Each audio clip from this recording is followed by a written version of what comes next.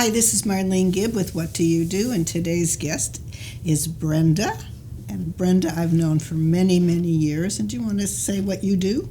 Yeah, my name is Brenda Shorkend, and I am something called an aging life care manager or geriatric care manager. And I work with older people and people with disabilities, overseeing their care and bringing in resources, and generally just helping people to be as independent and as safe as they can be. What made you get into this? It's a long story. Well, I want to hear your story. How or why did you get into it? Well, I think part of it is that I come from a family of doctors. My grandfather was a doctor. Both my mother and my uncle were doctors. And so I've always been very aware of the medical system and how important it is to be an advocate within that system to get proper care. Okay. My grandmother had Parkinson's. My grandfather had, other way around. My grandmother had dementia. My grandfather had Parkinson's. And my father was also ill for many years. And I learnt from my mother how to take care of a person who needs the advocacy and needs the help to do well when they're ill. And I studied something called rehabilitation psychology and worked for many years in that field. And I worked mostly in the medical system, inpatient and outpatient, working with people with neurological illnesses such as stroke, dementia, Parkinson's, things like that. I did a little bit of neuropsychological testing as well, so a lot of knowledge about what happens to people when they're older and have cognitive and medical issues. And I also worked with children with developmental disabilities and a little bit also as an ombudsman in that field. And so a lot of background in the world of older people and people who need support and advocacy. And I very much also, I think, as part of my Jewish heritage, believe strongly in something called tikkun olam, which translates as repairing the world. So I come from an elder justice perspective as well. So I thought you went to school. You didn't go. Did you? You went to the university. I studied rehabilitation psychology. I am a licensed psychologist, not in this country. Right. Here, I'm not a psychologist. Yeah, in this country, I was very fortunate to work at Huntington Hospital in Pasadena and got my training there as a care manager, which is different, obviously, to working as a psychologist. Now, do they credential care managers? I mean, there's an association of care managers or caregivers. These days, you don't actually have to be licensed to be a care manager. Most people in care management comes from different directions. I'm a member of something called the Aging Life Care Association, and to become a member you need to prove, obviously, that you know what you're doing, and there are also different levels of accreditation within that organization. And most people in the organization come from backgrounds of nursing and social work, but then there's that whole big category of other, like myself, the psychologists, the gerontologists, the occupational therapists, physical therapists, people who have experience working with older people and now are doing a much broader kind of holistic oversight of people's care. So I was going to ask you, when you decided to go into business, why did you pick this over anything else? I went into business because I was desperate. Oh, okay. I had lost yet another job. I was in the middle of a divorce, and I was in big trouble. And I was overqualified or underqualified for every single job that I applied to. And I had to change my mindset from, I just want a salaried position with benefits, to what do I do to earn money?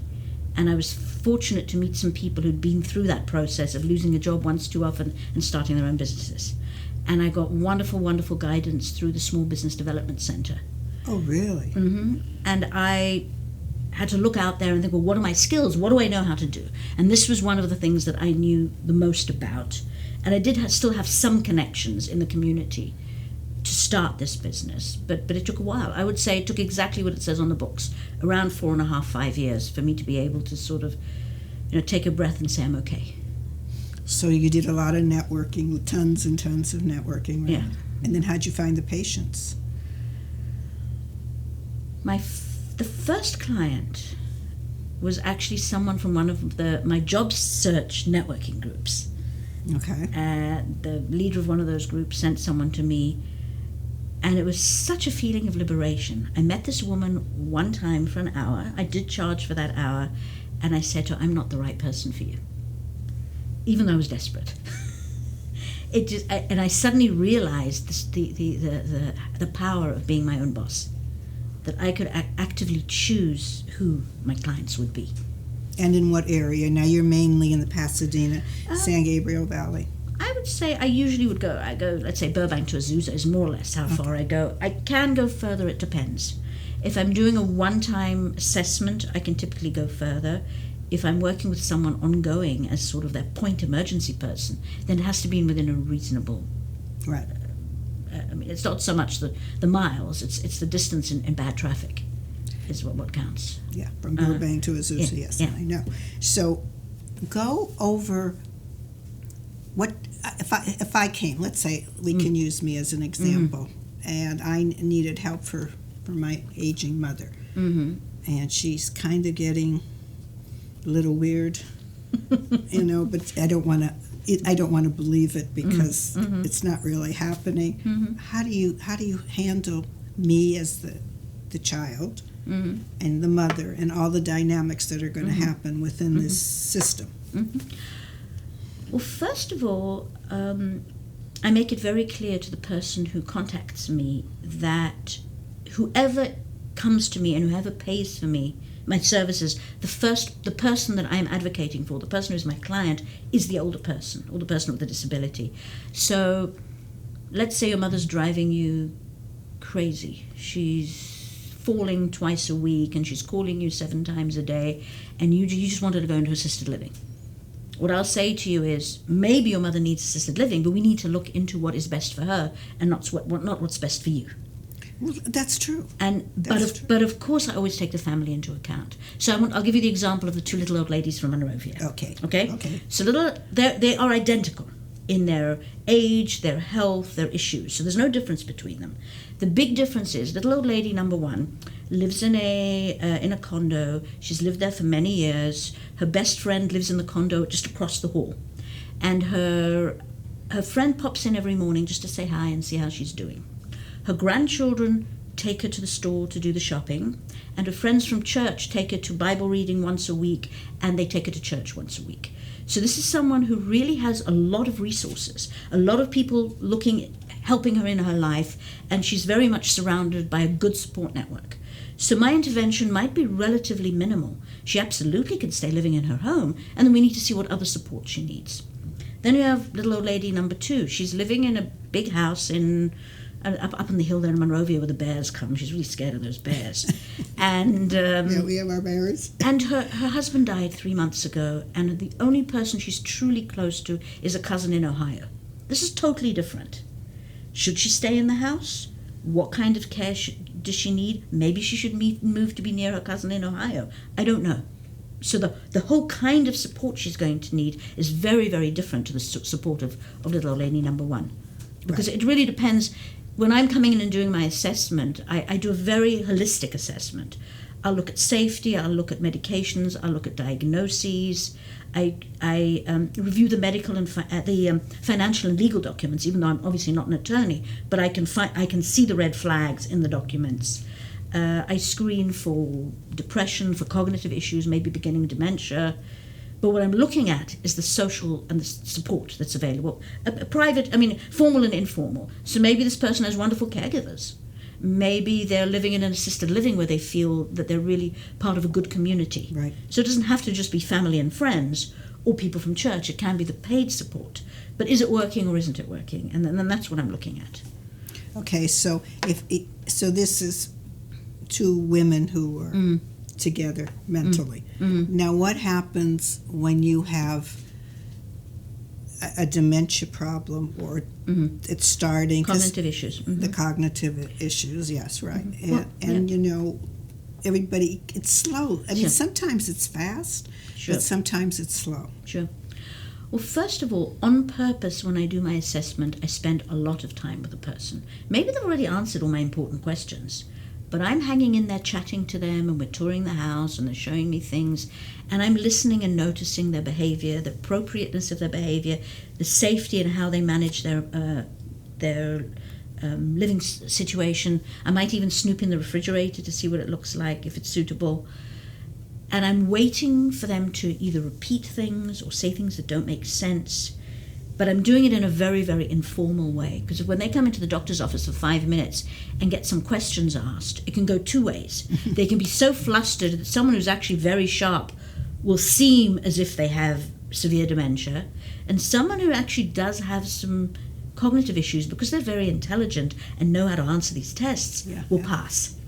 And so I'm looking for the grey area, because someone who has severe dementia, it's very easy to see. Or even mild to moderate dementia. I mean, within 15 minutes, you know when someone has issues. It's when it's subtle, when it's the beginning, when the family aren't sure. Why is my mother suddenly paying out all this money to these scam artists? Like, she was always so careful with her money. Why isn't she taking her pills? Things that don't make sense. And I always say, I mean, our family members, it's always hardest for us as family members. My family member is interesting, weird, manipulative, lovely, kind, or whoever they are as a human being. Right. And so they start out whoever they are, and our relationship with them is better or worse. As we move along, there'll be a point, and none of us can say when that point is, where they're no longer really themselves and they're the person with the illness. And somebody has to step in and start taking more care of them. But then most of them will not go quietly. They don't want someone else telling them what to do. They don't want someone else deciding, oh, you need care in the house, oh, you can't sign your own checks. And that is sometimes where a care manager comes in. Because I can be the baddie, or I can be the goodie. But I can be the person, because, I mean, depending. The family is the dynamics of the family. When the mother and father say, I'm going to do it my way, or I'm going to still drive the car. That's very common, too, is the car. And they're not that far off yet. So... Well, I'll give you the example of my own mother. At some point, I'm a long-distance caregiver, which of course is was a long-distance caregiver, which is a whole different dynamic, because you have the local person, in this case it was my brother, who will never forgive me for abandoning ship. That's just how it is. And me from afar, well, he should be doing this, he should be doing that, he should be doing the other. At some point he was phoning me about once a month and telling me he's buying me a ticket for me to come and sort things out. And I would say, well, I can come for a week or two, but I can't sort everything out. And I finally convinced him to hire someone like myself, to hire a care manager. And at the beginning, he really didn't understand what it was about. Why do we need this other person? But my mother never listened to us. This woman slowly gained her confidence, so that when they, after a few months, went to a very, very critical medical appointment, and I was on the phone listening to this whole conversation, I thought it went really well. My mother asked questions, my brother asked questions, I asked a little bit. As they're walking out, my brother still has his phone obviously open. I'm listening to them talking, and my mother says, I'm never going to a medical appointment with you again. You talked over me. You didn't let me talk. Blah, blah, blah, blah, blah. Next time I'm going with Rachel, the care manager. And I'm dancing, because I'm thinking, this is it. This is what I wanted. I wanted her to feel that she had an ally, that she didn't have these nasty, bullying kids who were making decisions for her. And this was a situation where she already had some mild cognitive issues, and her judgment was quite poor. So she didn't understand that what we were trying to do was in her own best interest. What she understood is we were trying to take away her independence and mess her around. And she changed our diapers, thank you. And so having the objective, separate, professional, I mean, sometimes that's my only role. The family know exactly what to do. It's very simple. Or even if it isn't simple, they know what needs to be implemented, but the person is refusing.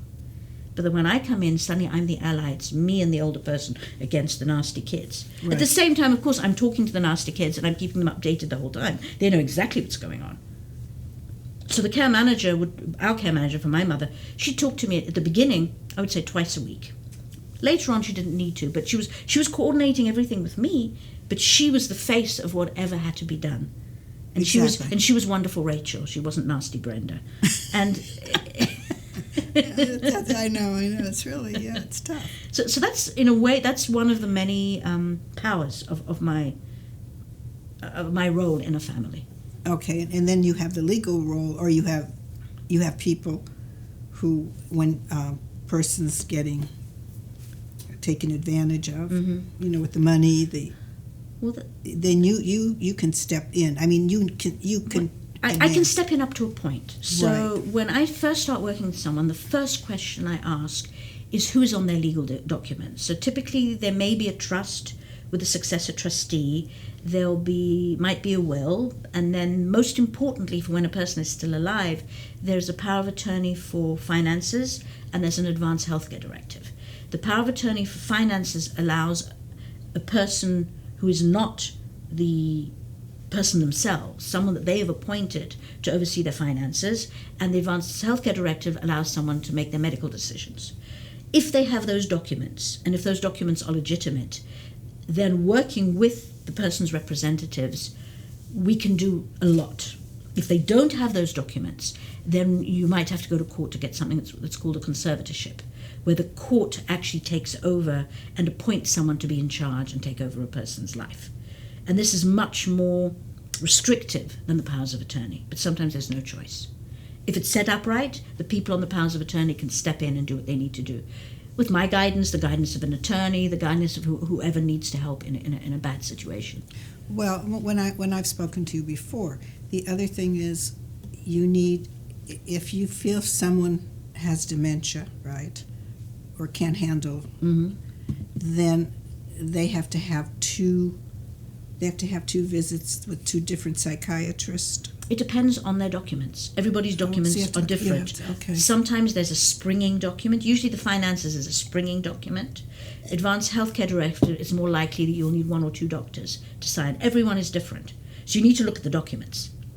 And it's however the attorney set it up originally.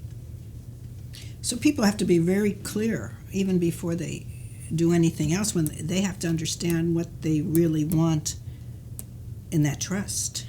Sure. So one of the many things that I do is when I'll work with younger people, anywhere from 60 to 90. So it's not the chronological age. It's their mindset. If this is someone who's planning for the future and they're setting up their trust and their will and their powers of attorney and all that stuff, I obviously don't make recommendations about the legal issues, but I'll sit and talk to them about, well, what do you want as you get older? Who in your family do you trust to be on your documents? Don't choose your son who's a gambler to be on your financial documents and your daughter who faints at the sight of blood to be on your healthcare documents. Exactly. Switch it around. Your son is the one who's going to hold your hand as you're dying, and your daughter happens to be an accountant. So just do it that way around, and then but choose the right people, and don't have your ex-spouse still on your documents. You don't want them pulling the tubes. Like, you really have to keep these things up to date. You have to check your documents. You have to see that they're up to date and make sure the people on them are people you trust. How often do you suggest that? Every year, every couple of Attorneys years? say every 5 years. I would say whenever anything changes, like any big life event. Okay. And make sure, a lot of us put on a friend.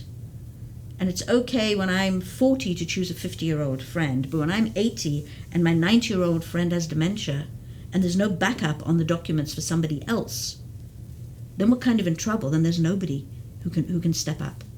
So your job is really like the wheel with the spokes. I mean, you're the main person. I mean, you get yeah. So you get mainly all the information, and then the spokes are the attorneys, or well, sometimes it's the other way around. An attorney will refer to me, or a wealth manager, or a CPA, or a doctor, or someone who's involved, or a family member. People who are involved in the person's life will refer to me. So then part of that wheel is already in place. But then we look for all the other people. And I used to joke, oh yeah, I can find you an attorney or healthcare, home care. I can even find you a dog walker. And then I needed to find a dog walker. So I stopped joking because I never know with a client what they're going to need. And it's extraordinary what people need. And I also think something that I really need to emphasize, I think one of all care managers are different. We come from different backgrounds, and our minds, the way we look at a situation is different. Right. One that I'm very strong on, and I think it's because of my rehabilitation background, I was brainwashed in my studies to come into a situation and always find something positive to change. So let's say you're dying and your bed is faced against the wall. We can face it against the window, right? All we've done is change where you're looking. Instead of looking at the wall, you're looking out the window. So what I try to do, whatever the situation is, however difficult, however sometimes tragic, I try to find small things that can be done to make a person's quality of life better. But of course, balancing it always with safety. So safety is it's major. Yeah, and then I am a mandated reporter to Adult Protective Services. I very, very rarely have to report, and I very rarely threaten to report. But sometimes I will say to somebody, either to the client themselves or to the family, this situation is not tenable. And I'm a mandated reporter, so if you don't change it, I'm going to have to report. Now, what does reporting mean to this? Adult Protective Services are a federal program. I mean, it's a United States-wide program. Any suspicion of elder abuse or abuse of a dependent adult, so that can be someone of any age who is not really independent, should be reported. And anyone can report. You can call the hotline and you can report. Typically, if it's an emergency, a social worker will come out within 24 hours. If it's not an emergency, I think they have 10 business days. They're limited in their scope. So if it's a really serious case, I'll report both to APS and to police to have them both come out. Because Adult Protective Services, if the social worker comes to the door, knocks at the door and says, "Hi, Mrs. Gibb, can I come in? Is everything okay?" And you say, "Thank you very much, everything's okay," they can't come in. Police can come in for a welfare check. They can actually come into the house. So they can overstep that? Yes, police can come in, but APS are not allowed. If you say, "No, thank you, I'm fine," they can't come in. So they are limited. There's sort of this myth that APS can drag you from your home and take your independence away from you and do all kinds of things. In reality, they can't do that much unless something is absolutely dreadful. If they come in and they see terrible neglect or abuse, absolutely, they can bring in the police, they can bring in other authorities, and they can really get things moving. So they move the person? It's very rare that they actually move someone out of their house. They usually try to bring in resources. They try to contact the family. They try to contact other resources in the community to help the person. I know a sheriff, and he used to go on these abuse cases, the hitting and everything. Do they take the person out who's doing the beating of the elderly person? The police can do that. The police APS can't do that. Police could do that, yes. And they do it immediately? Sometimes. It's complicated. It's very complicated. You know, that's why I'm asking, because you've got complications, but yet you have somebody in the house being abused at the same time. We could talk about this for 3 hours. It's very, very complicated. And if you have the older person saying, "Oh, no, my son didn't hit me," it's very similar to domestic violence. And there isn't enough awareness out there yet in society about how people who've been abused behave. So if I'm dependent on my son for food, for medication, for transportation, and he just happens occasionally to give me a little slap, I'm not going to say to police, take my son away. I'm going to say, no, it's fine, nothing happened, it's all right. Okay. So it's very complicated. Okay. So again, that's for a whole other conversation. With the aging population, the baby boomers, and I'm in that, where do you see this going? I mean, because the baby boomers are our biggest part of the population right now, I think. Where's it go? There are a lot of different projects and movements, and I mean, even LA County and the city of LA and LA County have come together to do something called what do they call it? Project Aging Well, I think. I forgot. I should remember what it's called. So there are a lot of different organizations. There's the dementia friendly movement that is now active in Monrovia, and they feel that Nathan Kirschenbaum's in that, and they feel that there are at least 400 people in Monrovia that have the beginnings of dementia, and and be on the lookout when people look lost, elderly people. I mean, so there are a lot of things out there. The laws in this country are very strict about protecting a person's autonomy. And it is my right, just because I turned 65, which makes me, according to the law, older, and you can call APS on me when I'm 65. Not when I'm 64 and a half, but when I'm 65, you can call them out on me. I can be a drunk. I can not want to take a shower. I can overeat. I can not take my meds. That's my choice. And there has to be real, serious proof of self-neglect to be able to step in and help a person. I have the right to live my life the way I want to. And I think it's very similar to the issues that we have with mental health. How do you help someone who doesn't want to be helped? I know. Even if they don't have the capacity to make their own decisions. Now, if it's proven with an older person that they lack capacity to make their own decisions, there's a lot that can be done. For example, invoking the powers of attorney, or if you need to bring in a conservatorship. But none of it is simple. You have to prove it. You have to prove this person is no longer able to take care of themselves before you can step in and take over. And there's good sides to it and there's bad sides. The good side is that it's very, very difficult to just come in and take over from a person. And so it's difficult to take it. It's difficult for people to just come in and take advantage. On the other hand, when a person is in, let's say, a beginning dementia kind of situation, or just not savvy, just very naive, there are a lot of scammers waiting out there to take advantage. I mean, they're lining up, and they're very clever. Right. So how do you handle the scammers? Can you report the scammers? Of course you can. FBI, police. And do they come in and you have to prove it that they've been scammed? No, the FBI has a the FBI has a database, and there are a lot of different agencies you can report these things to. But it's very complicated. It's always better to try prevention. One of the things that I recommend to people, first of all, people of any age, you should be getting as many notifications as your bank will allow to check that nothing fraudulent is happening on your account. And if that's something that's a little bit too much for you, you need someone else to be doing it for you. Whether it's a family member or a paid professional, someone should be checking your bank account to make sure that everything's okay. And if there's something a little odd, then, again, there needs to be someone who has the authority to come to you and say, Marlene, I see that you've been paying out $1,000 a week to these people. Why are you paying this money out? And if you don't have a proper reason, that might be a reason to actually invoke some support, some constraints on what you can do. But the scammers are very clever. They're very, very. They know how to prey on people who are isolated, who are lonely. It's the isolation. It's the loneliness, yeah. If they're not isolated, usually friends are friends. Yeah, but I mean, all of us. If someone comes to me and says, "Oh, if you give me $10, I'll give you $1 million," why not, right? I would have very.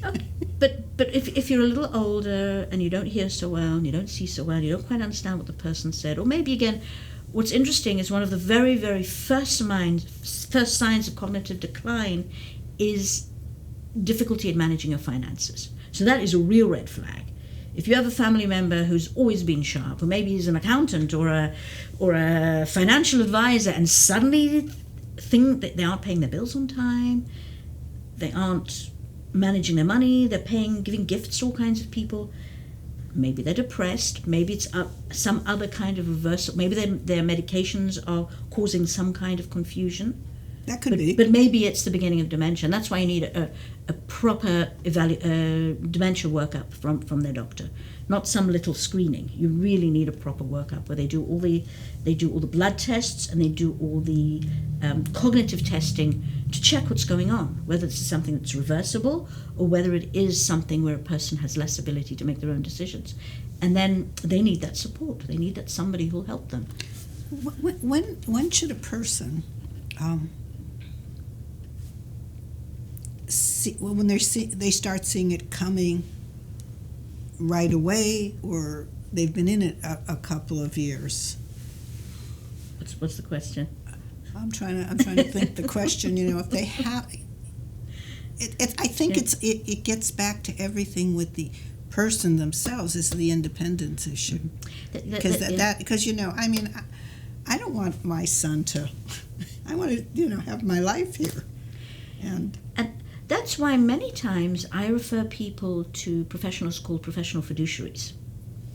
Now, professional fiduciaries, this is a relatively new profession in California. There are very few states that have this kind of regulated professional.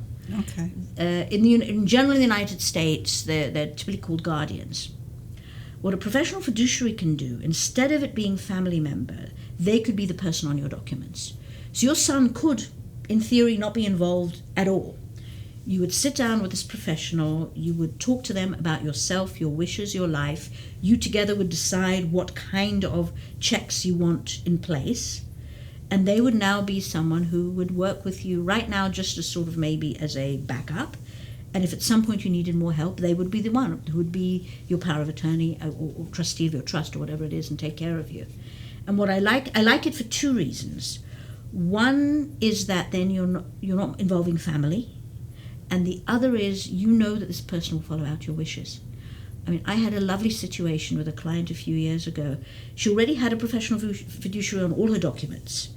But she'd had a really hard time when her husband was dying, and she didn't feel that he had been treated well by the medical system, and she herself had been in hospital and not had good experience. So she decided she also wanted someone who was a medical advocate.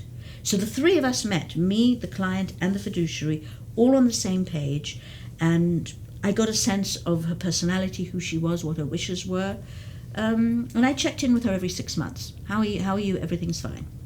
One time I call her, hi, how are you? Oh, I was going to call you. A few weeks ago, I was diagnosed with a terminal condition. So I met with her, we talked things through again. How do you want your next few months to be? How do you see the rest of your life?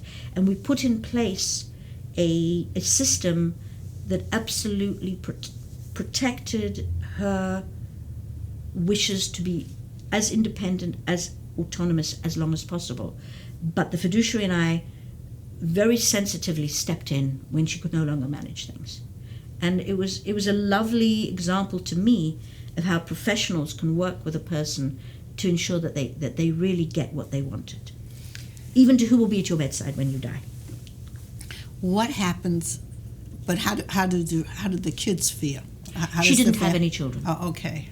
She didn't have any children. How would you talk it over with your kids? You don't just pounce on them and say, I don't trust you and I'm going to this professional. Yeah, right, exactly. What would be good is to have a meeting with everybody, to have it as agreed. Because trust me, you do not want to be landed as the executor and successor trustee for someone. It is horrible work. It is a punishment. It's an honor maybe for your parent to trust you enough, but to be landed, it's not an easy role. And when you have a professional doing it, I mean, when a family member has just died, it means that the professional is taking that burden away, and you as a family member don't have to do all of that. That's good to know. Yeah. I mean, no, because even if you have 4 or 5 children in the family, and who do you choose? Who do you choose? And I mean, and then the absolute no is not to give everybody equal power on the documents. So to have or is okay, either me or my brother to make the decision. But if it's and, it means me and my brother have to agree for anything to move forward. And I've made nice amounts of money out of those messes, where 2 sisters are fighting. They both have equal power to make decisions, but they have opposite vision of what they want to go forward with the parent. Okay, give me an example. Goes to court. Just since you've dealt with this. Okay. Well, sister number 1 is an attorney. Sister number 2 is a doctor. Oh, good. I don't know what happened in their youth, who did or didn't get the piano lessons, or who got the ice cream, or what happened when they were 5. But between them, zero understanding or trust. I have so many examples like that. So how did it end up? Did you get... Sister number 1 says Mom should stay in her own home. Okay. And I think she's getting excellent care and her medications and everything is fine. And sister number 2 says, what are you talking about? She's being neglected, she doesn't have enough care, they've doped her up on medications, and it's a disaster. Those cases, when they go to court, cost a lot of money. And they go to court? Oh, yeah. And people fight over anything and everything. Even when one side suggests something that is very reasonable, the other side will say no, just because the other sister or brother or cousin, whoever it is, suggested it. So in that case, you would want a personal fiduciary. Well, in those situations, many times the court decides to bring in a professional fiduciary to oversee everything, because the sisters cannot agree, or brothers, or whoever it is, or the 5 brothers and sisters. One of the families that I worked with, there was 2 on one side, 3 on the other. Who won? Nobody won. They lost a lot of money, and then they lost nobody everything Nobody else. win. Even if one side wins, nobody wins, because it's awful. I had a client a number of years ago. All he wanted was for all his children to come to the house and be with him together. Yep. And I think I could have done it. He died too soon. I was almost there to talk everybody into 10 minutes of being civil with each other in front of the dad. That's all he wanted. He didn't want anything else. And they couldn't do it without a lot of convincing and coaching and kind of... That's sad. Yeah. That is sad. Yeah, because look what you've done to Mother. Mother would be fine if you hadn't done blah, blah, blah. And that also connects with a lot of denial. We don't see it.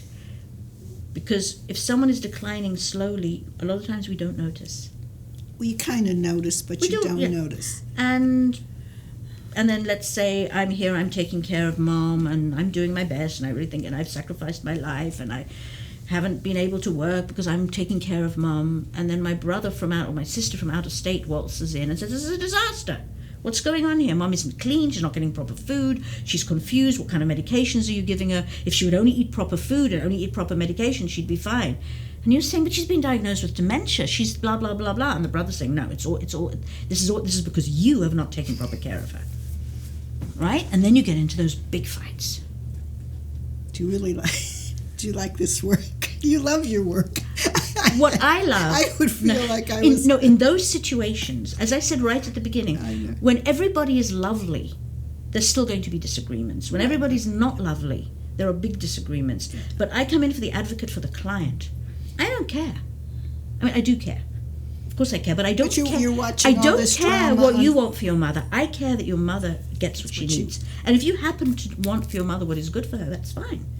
But if you want from hers to take her off all her meds because you think the meds are causing her dementia, that's not good. For example, I mean, it can be other things. Right.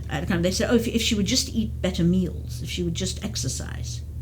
Well, she has kind of end-stage dementia. It's kind of late for that. 20 years ago, maybe. Or family members who want to stop someone drinking at a point where it really doesn't matter anymore. The intervention was 30 years ago, and that didn't work. Right. So it's very complicated, and it's really always a balance again. Well, it seems like you're working with so many, you've got family dynamics like you're talking about, and that in itself is... Yeah, that's drama. That's the drama, and then you have everything else going on.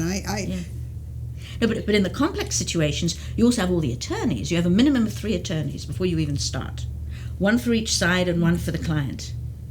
That's before you even start.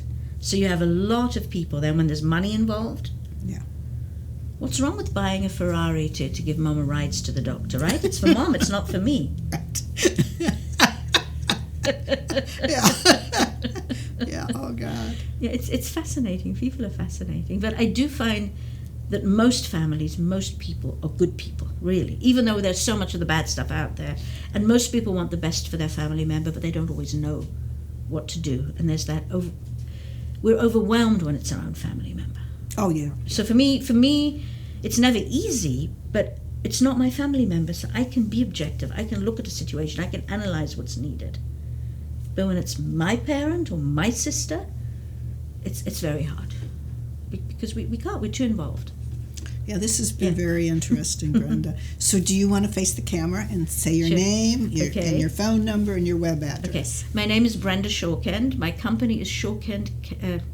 what's the name of my company? Shorkend Care Management. My phone number is 626-437-5530. And my website is shorkendcare.com. And I'm happy to talk to people about any issues that have to do with elder care of any kind, and if I'm not the right person for you, I will refer you on to the right person. Thank you.